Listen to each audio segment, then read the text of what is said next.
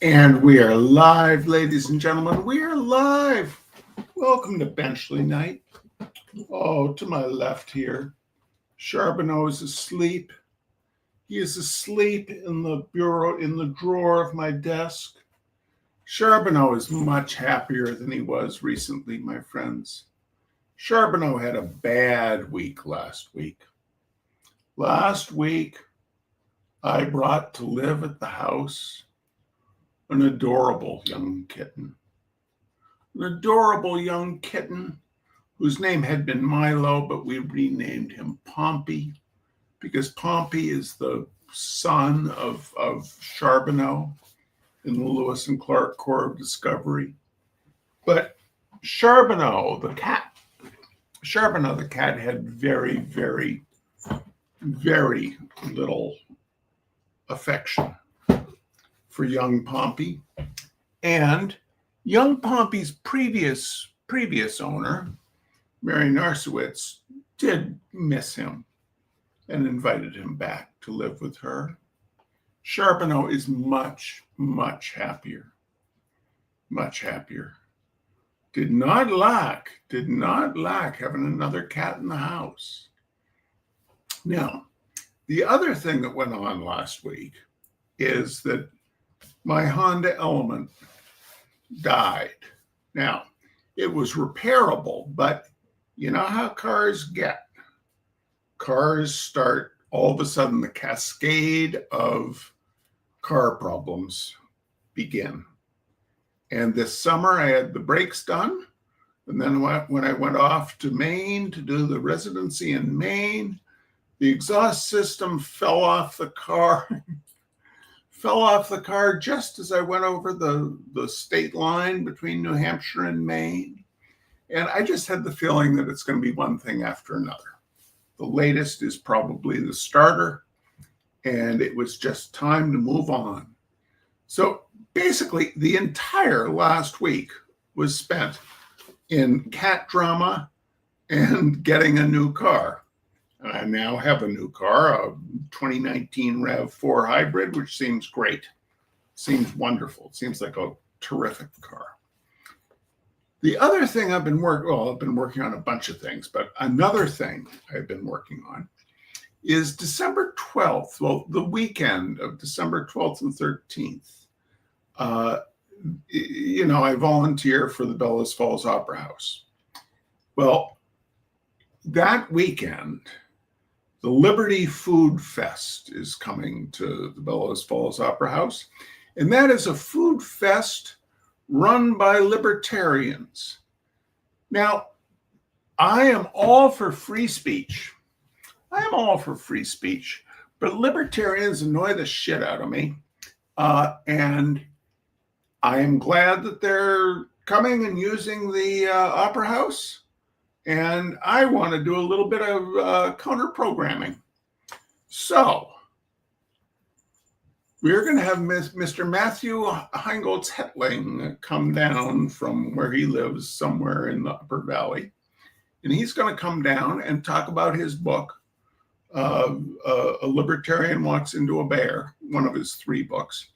I've read from him the last time that we did a Benchley Night. I read from the Ghost Hunters, or the Ghost Lab, his description about how the human body degrades after it dies.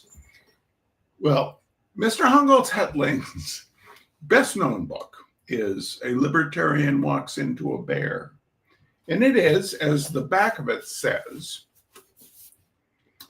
once upon a time, a group of libertarians got together and hatched the Free Town Project, a plan to take over an American town and completely eliminate its government. In 2004, in Grafton, New Hampshire, a barely populated settlement with one paved road, they turned that plan into a reality. Public funding for pretty much everything shrank. The fire department, the library, the schoolhouse, state and federal laws did not disappear, but they got quieter. Meek suggestions barely heard in the town's thick wilderness. The bears, on the other hand, were increasingly visible. Grafton's freedom-loving citizens ignored hunting laws and ignored regulations on food disposal. They built a tent city in an effort to get off the grid. And with a large and growing local bear population, conflict became inevitable, or as I would prefer to say, hilarity ensued. A Libertarian Walks into a Bear is both a screwball comedy and the story of a radically American commitment to freedom, full of colorful characters, crackling humor, and one large social experiment. It is a quintessentially American story, a bearing of our national soul. It's also one of my favorite books. Now, many of you know that years and years ago, I used to be a music manager. And occasionally, during my time with that as my life, I would see or hear a song or a performer and be like, I have to manage that. I have to. That needs to be heard. That's what it felt like when I heard Dar Williams do When I Was a Boy. It's how I felt when I heard Fred Eaglesmith do Lucille. You say, this is great. Everybody needs to hear this. Were I still a manager, I would manage, if he wanted, Matthew Hongoltz-Hetling. I think he is a absolutely terrific writer for this moment in time. He is funny. He is trenchant. He talks about really big issues, but he does it with a quintessentially American broad grin. He, to me, is kind of like a Mark Twain for today. I'm going to check the comments for a second, ladies and gentlemen. Catherine Fisher says, sorry to hear Pomp had to go, but glad Charbonneau is happier now. He is so much happier, Catherine. Yes, Martha, Charbo is an only cat again. Yep. Anyway, so if you are around Bellows Falls, Vermont on December 12th, Friday, December 12th, come to the library and hear a conversation between me and Mr. Matthew Hongoltz-Hetling, my favorite writer of the day. Now, what I'm going to read tonight, Benchley Night is going to become more ecumenical, ladies and gentlemen. It's not going to be just Robert Benchley. It is going to be just things I think are interesting. And it may be, let me know if you like Matthew Hongoltz-Hetling's A Libertarian Walks into a Bear. Maybe we could do a sequential reading of that. I don't know. But I want to keep doing this. I love this level of performance. And I love sharing things with you guys. And I so appreciate your showing up over and over again. This chapter is about a steer that comes to live with one of the characters in the book. In the book, there are the libertarians, and then some of whom are longtime residents of Grafton, New Hampshire, some of whom moved to Grafton to liberate the town. And then there are a number of people who are either from there, or there are a number of people who have moved there but are not libertarians. One of these is the person known as Donut Lady. Donut Lady gets her name because she likes the bears, and she gives them, and this is one of the funny things about the book, ladies and gentlemen, is when you remove government, this is one of Matthew Hongoltz-Hetling's central tenets, let us say. When you remove government, everybody can deal with something like bears, which could kill you differently. And the bears, being no fools, start behaving differently. So Donut Lady, her way of dealing with the bears is she feeds them. She gives them donuts from Market Basket. She gives them grain. She gives them all sorts of treats, and they like her very much. But she loves all animals. So let's see. Catherine says she would like to hear more of his work. She enjoys his writing and my reading. Thank you, Catherine. And Peter Moffat says, hello, everybody. Hi, Peter Moffat. Welcome, Peter Moffat. Chapter 9, The Animal Admirers. This is so precisely my sense of humor, ladies and gentlemen, so precisely. He thought he saw a coach and four that stood behind his bed. He looked again and found it was a bear without a head. Poor thing, he said, poor silly thing. It's waiting to be fed. Lewis Carroll, Sylvie and Bruno, 1889. One morning in the summer of 2004, right around the same time the Free Town Project got rolling, that is when the Libertarians took over Grafton, New Hampshire, Donut Lady fed the animals their usual early morning fare of grain, dog food, sugar water, cat food, and, naturally, a box of donuts purchased from the local Market Basket. Then she and her husband went to see a man about a cow.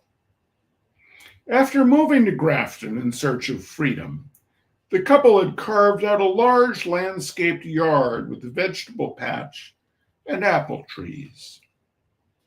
They bought 2 cows, which Donut Lady named Buttercup and Princess. When Princess died, Buttercup was bereft. The following day, Donut Lady found Buttercup alone, crying. Buttercup was also crying the next day.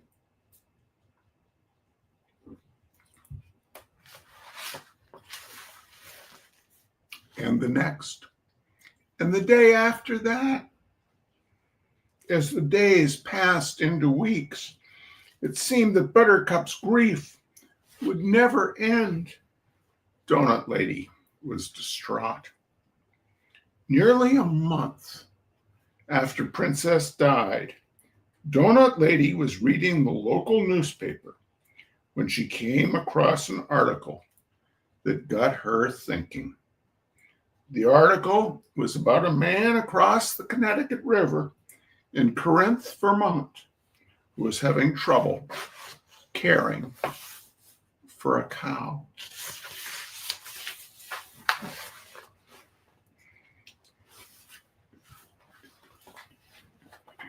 The details were sparse, but it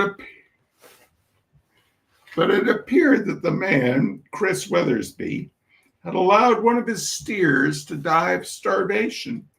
The animal's brother, Monty, was not doing well. The thought of the starving steer galvanized Donut Lady into action. She called Weathersby, and soon their voices were intermingling on the phone line, hers kindly, his gruff with suspicion. "I'd like to take your steer," said Donut Lady. Weathersby did not embrace the idea as quickly as she might have hoped. "I don't know about you," he said. After the newspaper article, he was being hammered in the court of public opinion and was unsure of where she stood. Donut Lady knew what to say. I have a cow that is lonely," she said. There was a brief silence as spirits considered the possibility of kindredness. "I might lease him to you," said Weathersby. They arranged for her to come to see Monty, and he hung up the phone. To transport the cow across state lines, Donut Lady needed a certificate from a veterinarian, but none would agree to meet her at Weathersby's farm. When she and her husband headed to his property, they did not know what to expect. Weathersby, then in his 60s, was the British-born son of Mary Lee Settle, an actress turned quite respected historical novelist. And I just looked up her entry on Wikipedia, ladies and gentlemen, and you should too. An interesting life. She tried out for Scarlett. She was one of the actresses considered for Scarlett O'Hara in Gone with the Wind. She had purchased the property in Corinth. When Weathersby moved there in 1997, it had just 3 goats on it. He began to think of the 29-acre farm as a goat sanctuary, one that would run in accordance with his Buddhist beliefs. He started taking in stray Nubians and Kashmirs because he thought it inhumane to isolate, castrate, or slaughter his bleating wards. They were free to breed with one another, a freedom of which the goats took full advantage. Within 4 years, in 2001, the property was home to 252 goats, and Weathersby, by then widely known into the community as Goat Man, was devoting most of his days to their care. By the time Donut Lady and her husband pulled into the messy, muddy driveway of the once proud farmhouse, Weathersby had been completely overwhelmed by his charges. No one answered their calls of greeting or their knocks on the door. And so, like a modern-day Goldilocks of a certain age, Donut Lady cautiously eased herself inside onto footing that was strangely, organically uneven. They saw no one. Well, no people. The previous winter, Goat Man had become concerned about the ability of his flock's newborn goats to survive an unusually intense cold snap. So he moved the babies into the house. Ditto their nursing mothers. Ditto the oldest goats. Ditto the sick and the frail. In all, his extended goat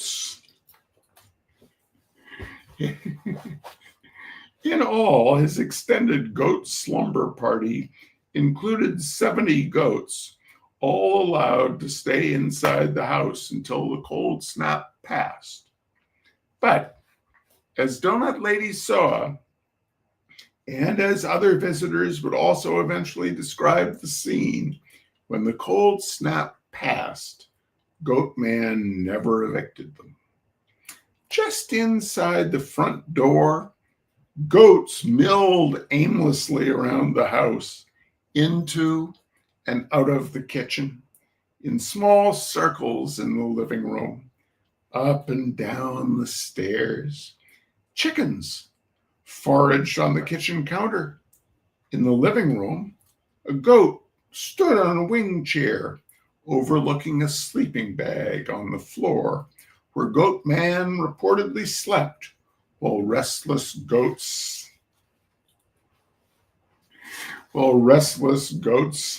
stepped onto and off of him all night long. Donut Lady saw that the uneven footing was from the layers of hay and goat shit that Goat Man had allowed to accumulate on the floor in such thickness that one's head nearly touched the ceiling. She and her husband backed out of the kitchen and entered the barn, still looking for their mysterious host, whose absence was becoming a bit unsettling. If the house looked like a horror movie trailer, the barn was the full feature. It was as if some elder Cthulhu god had been If some elder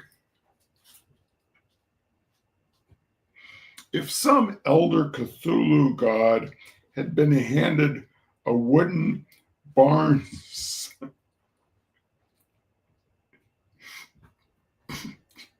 had been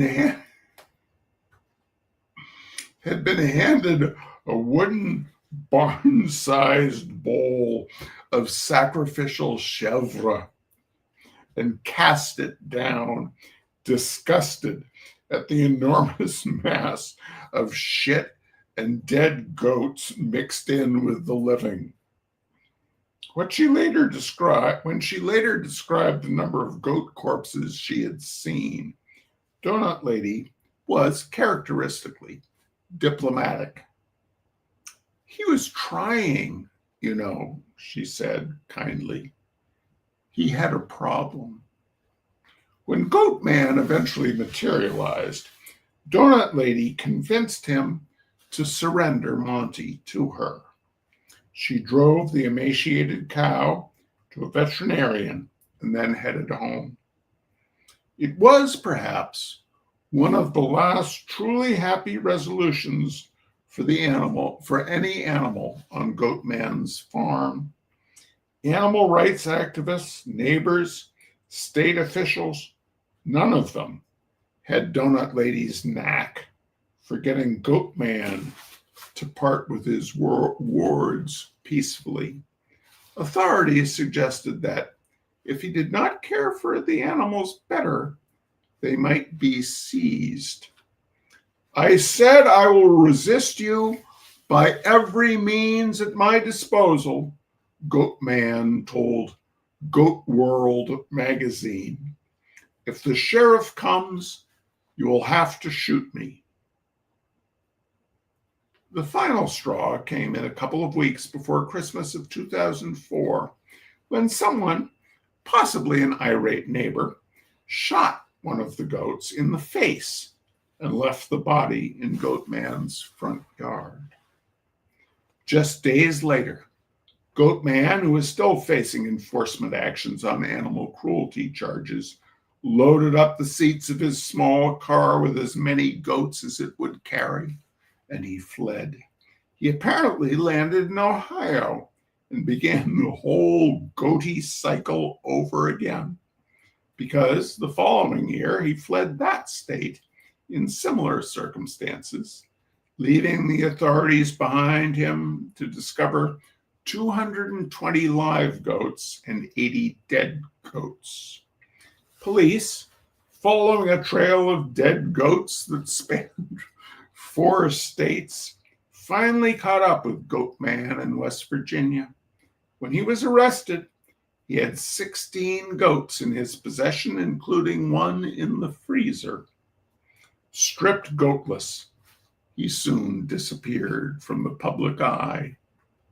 Without any knowledge of the dark days that awaited Goat Man, Donut Lady and her husband drove home, reflecting on a man who had seemed somewhat out of sync with reality.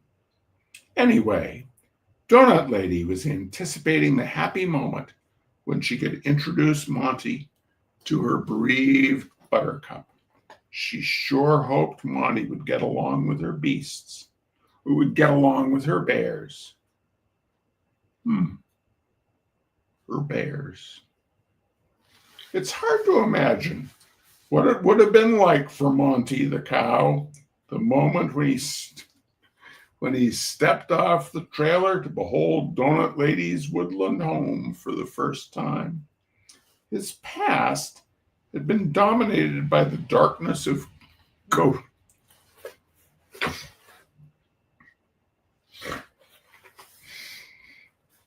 His past had been dominated by the darkness of Goatman's chaotic, shit-strewn farm stand, where his brother had literally starved to death. Now he stood on a bright hillside, bird song washing over a long sloping pasture, where every detail spoke of care and love and order. A beautiful house towered over meticulously kept flower beds and fruiting apple trees. The tufted meadow was lush and neat, and Donut Lady's tone was warm and soothing. Feeders overflowing with sunflower seeds were aswarm with chirping chickadees and juncos, while deer and wild turkeys regularly ventured out of the woods to nibble at fallen apples or landscaped greens. Instead of legions of bleating, half-starved goats, Monty's companions would now be a few amiable dogs and cats, and there was the lovely Buttercup, fat with grain and sweet clover, utterly content to chew her cud while shading herself from the summer heat. One might expect that after being delivered from goat hell into this bovine paradise, Monty would kick up his heels and frolic on the soft grass beneath his hooves. Instead, he lay down, touched his big horns to the ground, and rolled his eyes back into his head. It was hard to say what ailed him. Had his rough living sickened him to the point where he just couldn't keep steady on his feet? Was it a kind of bovine Stockholm syndrome, making him pine for Goatman somehow? Or was he perhaps distraught that the idyllic surroundings were saturated by a heavy, invisible pall of bear scent? Donut Lady didn't know, but the depths of his despair were clear. He wanted to die, she said. Knowing that the life of a downed cow is always in peril, Donut Lady pleaded with him to take to his feet, but Monty would not listen. So she went and fetched a handcart, then wedged the end beneath his cow as if he were a refrigerator about to be moved. But still, Monty would not listen. Finally, Donut Lady called a friend with livestock experience for help. Could it be bloat? The man asked. Donut Lady didn't know. When her friend arrived, he approached Monty with a knife in his hand, wondering again whether it might be bloat. If it was bloat, he said, he could cut into Monty's side and relieve the gas pressure. Confronted with both cart and knife, Monty finally listened, making the wise decision, the one that left his hide intact. He rose on unsteady legs. Oh, he was beautiful, Donut Lady said. She did not even mind that he quarreled with Buttercup to the extent that she had to keep them separated. The important thing was he would live. Monty was not the only one who felt apprehensive about Donut Lady's carefully cultivated property. Diane Burrington, as the daughter of June Burrington, she had grown up in the schoolhouse. It was purchased by the Barbierises. Now, those are all characters in the book, ladies and gentlemen, all characters in the book. Expressed a similar sentiment. Barrington was as leery of the property as Monty was. The problem, as she saw it, was the bears. In Grafton, Some residents work hard to discourage bears from entering their property by getting fierce dogs and putting up electric fences. Burrington, who kept up her mother's sheep farming tradition, used a tractor to bury her dead animals deep in the ground. When the ground froze and she could no longer dig such graves, she drove the carcasses up an old country road to dump them around the backside of a rugged outcropping known as Aaron's Ledge, where the bears were thick as trees. Burrington told me that when she drove past Donut Lady's home one day, she looked down on the sloping pasture to the rear of the house.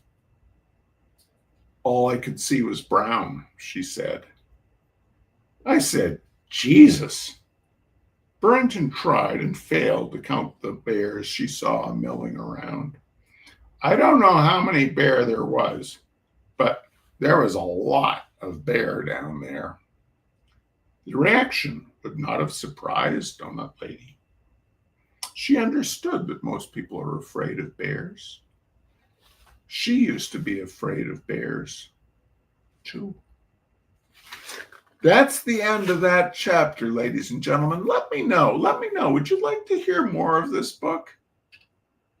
I think it is just terrific, but maybe it's because I grew up in a small town and these eccentric characters seem like home to me.